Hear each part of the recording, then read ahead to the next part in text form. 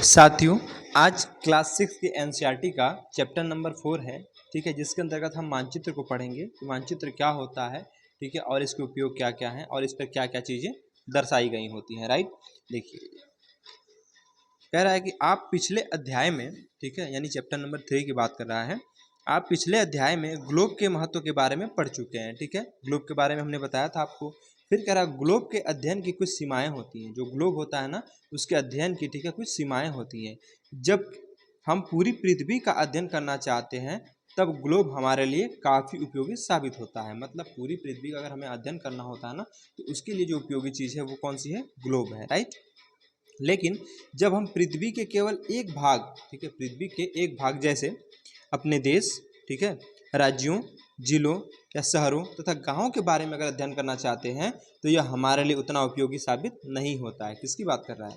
Globe की। Right, ऐसी स्थिति में हम मानचित्र का उपयोग करते हैं। ठीक है, तो हमने क्या बताया कि ग्लोब जो होता है साथियों, ठीक है, ग्लोब क्या करता है कि पूरी पृथ्वी के बारे में अगर हमें अध्ययन करना होता है, ठीक है, तो हमें ग्लोब की आवश्यकता पड़ती है। लेकिन अगर पृथ्वी के किसी भाग के बारे में अगर हमें जानकारी लेनी है, ठीक है, मान लीजिए कोई देश हो गया या राज्य हो गया, ठीक है, या जिला हो गया या गांव हो गया, तो उसके लिए हमें मानचित्र की आवश्यकता पड़ती है। वहाँ पे ग्लोब जो है उतना उपयोगी साबित नहीं होता है। राइट, यही बात इसमें बताई गई थी। देखिए आगे क्या कह रहा है।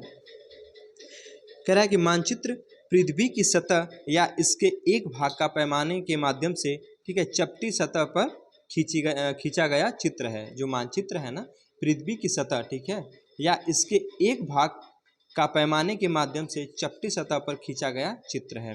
लेकिन एक गोलाकार सतह को पूरी तरह से चपटा करना असंभव है। जैसे ग्लोब क्या होता है? गोल होता है, देखा है आपने। ठीक है, वही कह रहा है कि लेकिन एक गोलाकार सतह को पूरी तरह से चपटा करना असंभव है। ठीक है, आगे कह रहा है कि मानचित्र हमारी विभिन्न जरूरतों के लिए आवश्यक हैं। कुछ मानचित्र ऐसे छोटे क्षेत्र को एवं कुछ तथ्यों को दर्शाते हैं। ठीक है, कुछ मानचित्र एक छोटे क्षेत्र को एवं कुछ तथ्यों को दर्शाता है। दूसरे मानचित्र में एक बड़ी किताब की तरह तथ्य हो सकते हैं। जब बहुत से मानचित्र को एक साथ रख दिया जाता है तब एक एटलस बन जाता है। ठीक है, हमने क्या बताया यहाँ पे कि मानचित्र जो है पृथ्वी की सतह या इसके एक भाग का पैमाने के माध्यम से चपटी सतह पर खींचा गया चित्र है। लेकिन एक गोलाकार सतह जो है उसको पूरी तरह से चपटा करना असंभव है। ठीक, आगे कह रहा है कि मानचित्र हमारी विभिन्न जरूरतों के लिए आवश्यक है। जो मानचित्र है ना, हमारे बहुत सी आवश्यकताओं की पूर्ति करता है। ठीक है, कुछ मानचित्र एक छोटे क्षेत्र को एवं कुछ तथ्यों को दर्शाता है। दूसरे मानचित्र में एक बड़ी किताब की तरह तथ्य हो सकते हैं। जब बहुत से मानचित्रों को एक साथ मिला दिया जाता है, ठीक है, या एक साथ रख दिया जाता है तब एक एटलस बन जाता है। राइट, आगे कह रहा है कि एटलस विभिन्न प्रकारों तथा अलग अलग पैमानों से खींची गई मापों पर आधारित होता है। राइट, आगे कह रहा है कि मानचित्रों से एक ग्लोब की अपेक्षा हमें, ठीक है, मानचित्रों से एक ग्लोब की अपेक्षा हमें ज़्यादा जानकारी प्राप्त होती है। ठीक है, मानचित्र विभिन्न प्रकार के होते हैं जिनमें से कुछ को नीचे वर्णित किया गया, मतलब जिनके बारे में कुछ नीचे कुछ मानचित्रों के बारे में बताया गया है, जिसमें से हम पहले देखेंगे भौतिक मानचित्र। क्योंकि भौतिक मानचित्र होता क्या है? ठीक है, देखिए अगर हम बात करें भौतिक मानचित्र की तो कह रहा है पृथ्वी की प्राकृतिक आकृतियाँ, ठीक है, पृथ्वी की प्राकृतिक आकृतियों जैसे पर्वत, पृथ्वी पे ही तो पर्वत होते हैं, पर्वत, पठार, मैदान, नदियों, महासागरों इत्यादि को दर्शाने वाले मानचित्रों को भौतिक या उच्चावच मानचित्र कहा जाता है। ठीक है, भौतिक मानचित्र का एक अन्य नाम क्या है? उच्चावच मानचित्र। ठीक है, तो भौतिक मानचित्र क्या होते हैं कि पृथ्वी की जो प्राकृतिक आकृतियां होती हैं, जैसे पर्वत हुआ, पठार हुआ, मैदान हुआ, नदी हुई, महासागर हुए, ठीक है, इन सबको दर्शाने वाले मानचित्र को क्या कहते हैं? भौतिक या उच्चावच मानचित्र कहते हैं। ठीक है, वहीं अगर हम बात करें मानचित्र का जो दूसरा प्रकार है, यह है राजनीतिक मानचित्र। इसमें क्या होता है? इसमें साथियों राज्यों, नगरों, शहरों तथा गांवों और विश्व के विभिन्न देशों व राज्यों तथा उनकी सीमाओं को दर्शाने वाले मानचित्र को राजनीतिक मानचित्र कहते हैं। ठीक है, तो मानचित्र समझ में आया। हमने क्या बताया भौतिक मानचित्र के बारे में? इसमें क्या होता है कि पर्वत, पठार, नदी, ठीक है, महासागर इत्यादि को दर्शाया जाता है। लेकिन वहीं जो है राजनीतिक मानचित्र की बात करें तो यहाँ पे साथियों राज्यों, नगरों, शहरों, गाँवों, ठीक है, तथा विश्व के विभिन्न देशों व राज्यों और उनकी सीमाओं को दर्शाया जाता है। किसमें? राजनीतिक मानचित्र में। देखिए जो तीसरा प्रकार होता है मानचित्र का, यह है थीमेटिक मानचित्र। अब थीमेटिक मानचित्र क्या है, समझिए इस चीज़ को। कुछ मानचित्र विशेष जानकारियां प्रदान करते हैं, जैसे सड़क मानचित्र, वर्षा मानचित्र, वन तथा उद्योगों आदि के लिए, ठीक है, विवरण दर्शाने वाले मानचित्र इत्यादि। इस प्रकार के मानचित्र को थीमेटिक मानचित्र कहा जाता है, ठीक है। तो थीमेटिक मानचित्र समझ में आया। हमने क्या बताया कि जो थीमेटिक मानचित्र होता है ना, इसमें सड़क मानचित्र, वर्षा मानचित्र, वन तथा उद्योगों आदि के विवरण को दर्शाया जाता है किसमें, थीमेटिक मानचित्र में, ठीक है। इन मानचित्रों में दी गई सूचना के आधार पर उनका उचित नामकरण किया जाता है, ठीक है। अब हम बात करें मानचित्र के घटक की, तो देखिए मानचित्र के साथियों 3 घटक होते हैं। कौन कौन से? एक होता है दूरी, मानचित्र पे आपने देखा होगा दूरी भी दर्शाते हैं, दिशा भी होती है, और साथियों मानचित्र पे प्रतीक भी होता है जिसको हम सिंबल्स बोलते हैं, ठीक है। तो मानचित्र के कितने घटक होते हैं? 3 घटक होते हैं। कौन कौन सा? मानचित्र पे दूरी भी होती है, दिशा भी होती है, और प्रतीक भी होता है, ठीक है। अब एक एक करके हम सबको पढ़ेंगे, दूरी क्या होती है, दिशा क्या होती है, और प्रतीक क्यों इस पर दिया जाता है मानचित्र पे, ठीक है। सबसे पहले हम पढ़ेंगे दूरी को, ठीक है। तो देखिए पहला घटक क्या है हमारा, है मानचित्र का दूरी।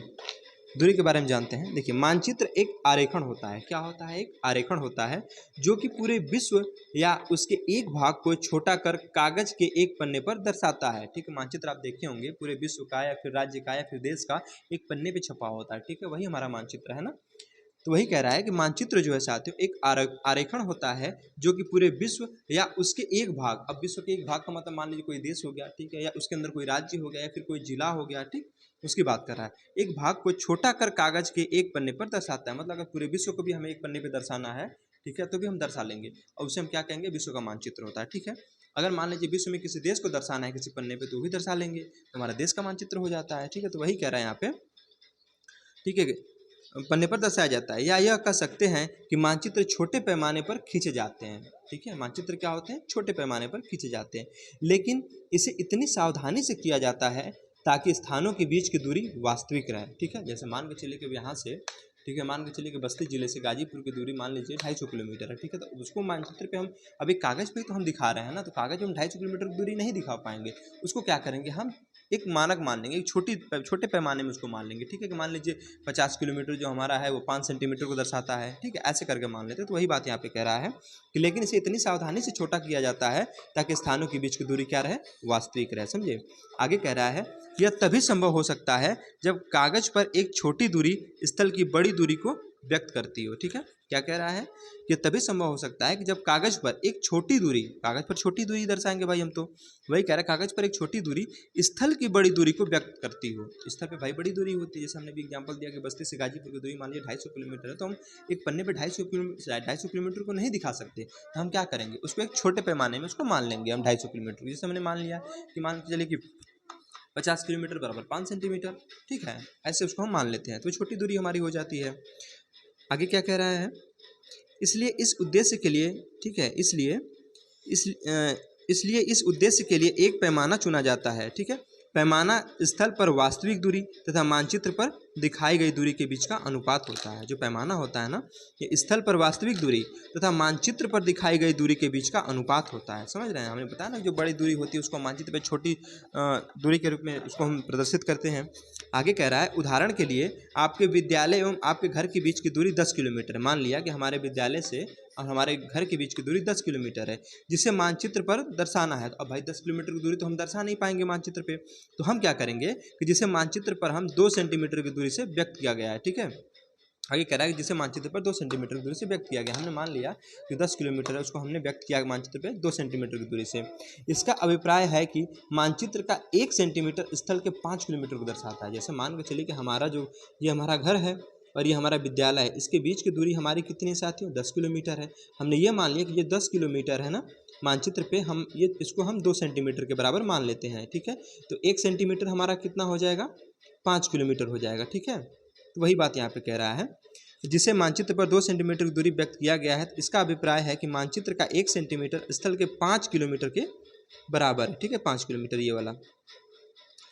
आपके रेखाचित्र का पैमाना होगा, ठीक है, 1 सेंटीमीटर बराबर 5 किलोमीटर। अब रेखा का जो मानचित्र का पैमाना हम क्या मानेंगे, 1 सेंटीमीटर बराबर हमने 5 किलोमीटर की दूरी मानी है। इस प्रकार पैमाना किसी भी मानचित्र के लिए बहुत महत्वपूर्ण होता है, ठीक है। अगर आपको पैमाने की जानकारी है तो आप चित्र पर दिए गए किसी भी 2 स्थानों के बीच की दूरी का पता लगा सकते हैं, ठीक है। आगे कह रहा है जब बड़े क्षेत्रफल वाले भागों जैसे महाद्वीपों तथा देशों को कागज पर दिखाना होता है तब हम छोटे पैमाने का उपयोग करते हैं। ठीक, क्या कह रहा है कि जब बड़े क्षेत्रफल वाले भागों जैसे महाद्वीप तथा देशों को कागज पर दिखाना होता है तब हम लोग छोटे पैमाने का उपयोग करते हैं। उदाहरण के लिए मानचित्र पर 5 सेंटीमीटर स्थल के 500 किलोमीटर को दर्शाता है। ठीक है, मतलब हमने मान लिया कि मानचित्र पे हमारी जो 5 सेंटीमीटर की दूरी है वो स्थल पर 500 किलोमीटर को दर्शाती है। ठीक, तो हम कहेंगे कि 1 सेंटीमीटर बराबर कितना, 100 किलोमीटर, है ना। तो वही कह रहा है, इसको छोटे पैमाने वाला मानचित्र कहते हैं। जब एक छोटे क्षेत्रफल वाले भाग जैसे आपके गांव या शहर को कागज पर दिखाना होता है तब हम बड़े पैमाने का उपयोग करते हैं। जैसे स्थल पर 500 मीटर की दूरी को मानचित्र पर हम 5 सेंटीमीटर मान लेते हैं। ठीक है, अब भाई देखिए गांव की बात कर रहा है तो यहाँ पे दूरी छोटी हो गई, लेकिन पूरे अगर महाद्वीप की बात करेगा, ठीक है, एक देश से दूसरे देश की दूरी के बीच की बात करेगा तो वहाँ पे दूरी बढ़ जाती है। तो भाई बड़ी दूरी को हम क्या करेंगे, और छोटा पैमाना मानेंगे। ठीक है, तो यहाँ पे वही कह रहा है कि जैसे मान लीजिए जो 500 मीटर है वो 5 सेंटीमीटर हमने मान लिया, तो हमने क्या किया कि 5 सेंटीमीटर बराबर हम मान लिए 500 मीटर। ठीक है, तो हम कह सकते हैं कि 1 सेंटीमीटर बराबर कितना, 100 मीटर हो गया हमारा। ठीक है, तो वही यहाँ पे कह रहा है। आगे देखिए, कह रहा है कि इस प्रकार के मानचित्र को बड़े पैमाने वाला मानचित्र कहते हैं। ठीक, अब चूंकि देखिए भाई इसे हम बड़े पैमाने वाला मानचित्र कहेंगे, है ना। बड़े पैमाने वाले मानचित्र छोटे पैमाने वाले मानचित्र की अपेक्षा अधिक जानकारी प्रदान करते हैं। क्या कह रहा है कि जो बड़े पैमाने वाले मानचित्र होते हैं ना वो छोटे पैमाने वाले मानचित्र की अपेक्षा अधिक जानकारी प्रदान करते हैं। देखिए यहाँ पे एक गांव का मानचित्र दिया गया है, मतलब बनाया गया है गांव का मानचित्र। इधर जो आपका है राइट साइड में ये खेत का मैदान है। ठीक है, उसके बाद यहाँ पे पेड़ है। ठीक, अब ये सामुदायिक केंद्र यहाँ पे है, राइट। उसके बाद यहाँ पे क्या है, पोस्ट ऑफिस है, PO मतलब पोस्ट ऑफिस। ठीक है, और ये यहाँ पे दुकानें हैं। ठीक, यहाँ पे विकास का घर है, ये शीला का घर है, ये करीम का घर है, और ये फलुदान है। ठीक है, और बाकी ये विद्यालय है, यहाँ पे कुआं है। इसमें हमने क्या किया, एक छोटी सी कागज पे सबको पूरे गाँव के को हमने दर्शा दिया यहाँ पे कि किसका घर है, यहाँ पे क्या है। ठीक है, यहाँ पे क्या है। अब उसके बाद साथियों हम क्या करेंगे कि यहाँ पे कुछ दूरी भी होगी तो उसको हम कैसे दिखाएंगे, एक पैमाना बनाकर। देखिए ये पैमाना हमारा है। ठीक है, ये पैमाना हमारा मीटर में है, तो यहाँ 50 है, यहाँ 40 है, यहाँ 30 है, 20 है, 10 है, 0। ठीक है, फिर यहाँ 50 मीटर है। वैसे साथियों हमने मान लिया कि 1 सेंटीमीटर बराबर 10 मीटर। अब हम 1 सेंटीमीटर बराबर 10 मीटर मान लिए। इस आधार पर हम क्या करते हैं कि मान लीजिए दूरी भाई बड़ी है, इसको हम पूरे पन्ने मतलब पन्ने पे तो दिखा दिए, लेकिन अगर गांव की दूरी बड़ी है, जैसे मान लीजिए 2 किलोमीटर भी है या 1 किलोमीटर या 500 मीटर भी है, तब भी उसको हम कागज़ पे मानचित्र पे नहीं दिखा पाएंगे। तो हम क्या करेंगे, उसको छोटे पैमाने के रूप में मान लेंगे, है ना। अब साथियों देखिए मानचित्र का जो दूसरा घटक होता है वो होता है दिशा अर्थात डायरेक्शन। अब देखिए हम दिशा के बारे में पढ़ेंगे। ठीक है, कि दिशा क्या होती है। ठीक है, अधिकतर मानचित्रों के ऊपर दाहिने तरफ मतलब कहाँ, राइट साइड की बात कर रहा है, तीर का निशान बना होता है। ठीक है, जिसके ऊपर अक्षर उ लिखा हुआ है। अब उ का मतलब क्या होता है, उत्तर होता है। जैसे देखिए हमारा पेपर है। ठीक है, तो पेपर पे हम क्या जानते हैं कि आगे इधर हमारा ईस्ट होता है, ये वेस्ट हो गया, ऊपर हमारा नॉर्थ होता है और नीचे साउथ होता है। मतलब इधर पूर्व है, इधर पश्चिम है, ये उत्तर है, इधर दक्षिण है, राइट। ठीक है, जैसे हमने बता दिया कि उ का मतलब क्या, यहाँ अगर हम उ लिख दिए तो उ का मतलब क्या हो गया, उत्तर। ठीक है, वही बात यहाँ बता रहा है कि अधिकतर मानचित्रों के ऊपर दाहिने तरफ तीर का निशान बना होता है जिसके ऊपर अक्षर उ लिखा होता है। यह तीर का निशान उत्तर दिशा को दर्शाता है। ठीक है, इसे उत्तर रेखा कहा जाता है। क्या कहते हैं उसको, उत्तर रेखा कहते हैं। जब आप उत्तर के बारे में जानते हैं, ठीक है, जब आप उत्तर के बारे में जानते हैं तब आप दूसरी दिशाओं जैसे पूर्व, पश्चिम तथा दक्षिण के बारे में पता लगा सकते हैं। ठीक है, आगे कह रहा है चित्र 4.2, 4.2 का मतलब इसकी बात कर रहा है। ठीक है, अरे ये इसकी बात कर रहा है। चित्र 4.2 में 4 मुख्य दिशाएं उत्तर, दक्षिण, पूर्व, पश्चिम को दिखाया गया है। देखिए ये हमारा पूर्व होता है, ये हमारा पश्चिम है, ये उत्तर है ऊपर, और नीचे क्या है साथियों, दक्षिण है। ठीक है, आगे कह रहा है वे प्रधान दिग्बिंदु कहे जाते हैं, राइट। उसका आगे कह रहा है बीच की 4 दिशाएं, जिसको हम उपदिशा के नाम से भी जानते हैं, बीच की 4 दिशाएं होती हैं, जिसमें क्या है, उत्तर पूर्व, ठीक, दक्षिण पूर्व, दक्षिण पश्चिम और उत्तर पश्चिम। इन बीच वाली दिशाओं की मदद से किसी भी स्थान की, ठीक है, सही स्थिति का पता लगाया जा सकता है। जैसे ये देखिए पूर्व है, ये पश्चिम है, ऊपर उत्तर है, नीचे दक्षिण है, तो हम उत्तर और पूर्व की जो बीच की दिशा होगी ना, इसको हम उत्तर पूर्व के नाम से जानते हैं। ठीक, वहीं साथियों पूर्व और दक्षिण के जो बीच की दिशा है उसको हम दक्षिण पूर्व के नाम से जानेंगे, और जो दक्षिण और पश्चिम के बीच की दिशा है उसको हम दक्षिण पश्चिम के नाम से जानते हैं। ठीक है, और जो उत्तर और पश्चिम की दिशा है साथियों उसको हम उत्तर पश्चिम के नाम से जानते हैं। ठीक है, अब देखिए ये हमारा कंपास दिया गया है, इसके बारे में आगे पढ़ेंगे हम। देखिए यहाँ पे कंपास की बात कर रहा है।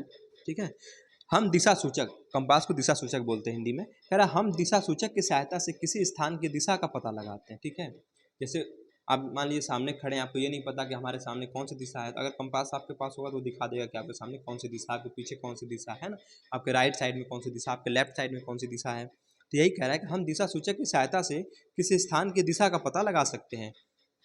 यह एक यंत्र है, ठीक है, जिसकी सहायता से मुख्य दिशाओं का पता लगाया जाता है। मुख्य दिशा मतलब क्या बताया था हमने, पूर्व पश्चिम उत्तर दक्षिण हमारी मुख्य दिशाएं होती हैं ना, वही कह रहा है कि जिसकी सहायता से हम मुख्य दिशाओं का पता लगा सकते हैं। इसकी चुंबकीय सुई, इसमें क्या होता है एक, ठीक है, मैग्नेट वाली सुई होती है, ठीक है, वही कह रहा है इसकी चुंबकीय सुई की दिशा हमेशा उत्तर दक्षिण दिशा में होती है। ठीक है, मतलब यहाँ पे अगर नॉर्थ है, नीचे साउथ होता है ना, तो इसकी जो सुई होती है ना हमेशा क्या क्या कह रहा है कि उत्तर दक्षिण दिशा में होती है। राइट, जैसे कि चित्र 4.2b में जैसे कंपास आपको दिखाए थे हम। अब देखिए तीसरा जो हमारा ये प्रतीक, ठीक है, तीसरा सिंबल क्या है, प्रतीक। अब देखिए हम प्रतीक के बारे में पढ़ेंगे, प्रतीक क्या होता है। यह किसी भी मानचित्र का तीसरा प्रमुख घटक है। दो घटक हमने देख लिया, तीसरा घटक कौन सा, प्रतीक है। तो यह कह रहा है यह किसी भी मानचित्र का तीसरा प्रमुख घटक है। किसी भी मानचित्र पर वास्तविक आकार एवं प्रकार के विभिन्न आकृतियों, ठीक है, जैसे भवनों, सड़कों, पुलों, वृक्षों, रेल की पटरियों या कुएं को दिखाना संभव नहीं होता है। ठीक है, इसलिए वे निश्चित अक्षरों, छायाओं, रंगों, चित्रों तथा रेखाओं का उपयोग करके दर्शाए जाते हैं। क्या कह रहा था यहाँ पे कि किसी भी मानचित्र का तीसरा प्रमुख घटक कौन सा है, प्रतीक है। ठीक है, किसी भी मानचित्र पर वास्तविक आकार एवं प्रकार की विभिन्न आकृतियों, जैसे भवन, मान लीजिए कोई वास्तविक आकार में भवन है, उसको हम मानचित्र पर नहीं बता पाएंगे भाई भवन, क्योंकि मानचित्र हमारा छोटा है, ठीक है, भवन बड़ा है।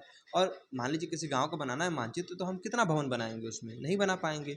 तो वही बात यहाँ कह रहा है कि किसी भी मानचित्र पर वास्तविक आकार एवं प्रकार के विभिन्न आकृतियों, जैसे भवन हुआ, ठीक, सड़क हुआ, पुल हुआ, वृक्ष हुआ, ठीक है, रेल की पटरी हुई या कुएं को दिखाना हुआ, तो ये संभव नहीं होता है।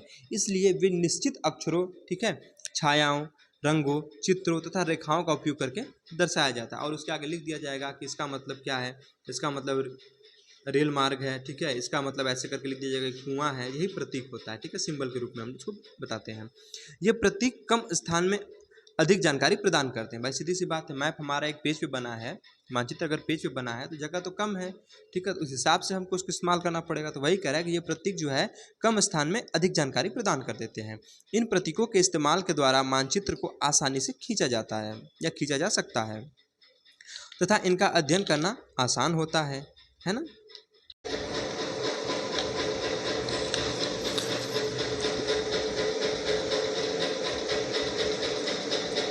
तो हमने क्या बताया, उपयोग करके दर्शाया। देखिए ये प्रतीक कम स्थान में अधिक जानकारी प्रदान करते हैं। इन प्रतीकों के इस्तेमाल के द्वारा मानचित्र को आसानी से खींचा जा सकता है तथा इनका अध्ययन करना आसान होता है। अगर आप एक क्षेत्र की भाषा को, ठीक है, अगर आप एक क्षेत्र की भाषा को नहीं जानते हैं तथा आप किसी से दिशाओं के बारे में नहीं पूछ सकते, तब आप इन चिन्हों की सहायता क्या कर सकते हैं, ले सकते हैं ना। ऐसे के द्वारा मानचित्र से जानकारी प्राप्त कर सकते हैं। बात तो वही है। आगे कह रहा है मानचित्र की एक विश्वव्यापी भाषा होती है जिसे सभी आसानी से समझ सकते हैं। इन प्रतीकों के उपयोग के संबंध में एक अंतर्राष्ट्रीय सहमति है। ठीक है, आगे पढ़ेंगे क्या कह रहा है, तब तक इसको देख लेते हैं फिगर को। साथियों देखिए हम प्रतीक के बारे में बता रहे थे ना। देखिए रेलवे लाइन, अब रेलवे लाइन इसी में मैप की बात करें, प्रतीक कैसे कैसे दिया होता है। देखिए एक होती है, इसमें दे दिया बड़ी लाइन, फिर दिया मीटर लाइन और दे दिया रेलवे स्टेशन। तो हमने क्या किया, बड़ी लाइन को साथियों इस संकेत के माध्यम से दर्शा दिया मैप पे कि ये जो हमारा संकेत है ये बड़ी लाइन का संकेत है। ठीक, अब मीटर लाइन अगर कहे तो हमने इसको मान लिया कि मीटर लाइन है, हमने एक सिंबल बना दिया कि ये मीटर लाइन का संकेत है। और अगर रेलवे स्टेशन की बात करें तो हमने बना दिया कि ये जो हमारा है संकेत, ये वाला सिंबल ये हमारा रेलवे स्टेशन को दर्शाता है। अगर मान लीजिए अगर सड़क है, अब सड़क को दर्शाना हुआ तो कैसे प्रतीक के माध्यम से दर्शाएंगे।